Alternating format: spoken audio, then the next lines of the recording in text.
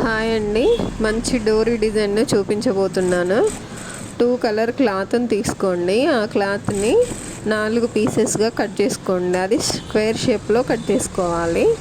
Cut చేసుకొని 3 పీసెస్ని square షేప్లో ఉన్నదాన్ని కోన్ షేప్లోకి మార్చుకొని కుట్టేసుకొని రెడీగా పెట్టుకొని మీకు ఏ కలర్ నచ్చినా నేను చూపించినట్టుగా పైన ఒక కలరు, కింద ఒక కలరు, మధ్యలో ఒక వేరే కలర్ పెట్టండి. అలా పెడితే కరెక్ట్ లుకింగ్ వస్తుంది. అలా పెట్టిన తర్వాత ఇప్పుడు డోరీ థ్రెడ్ తీసుకొని ఏం చేయాలంటే ఒకదాని మీద ఒకటి పెట్టేసి డోరీ థ్రెడ్కి కుట్టేయండి. ఇలా నేను చూపించినట్టుగా చాలా బాగా వస్తుంది. మిగిలినది క్లాత్ ఉంది కదా, ఇంకొక పీస్, ఆ పీస్నేమో ఇలా ఫోల్డ్ చేసుకొని డైరెక్ట్ ఒక క్యాప్ లాగా పెట్టేసుకోండి. చూడండి, చాలా బాగుంది కదా. మీరు కూడా ట్రై చేయండి. వీడియో నచ్చితే ఒక చిన్న like. Thank you for watching.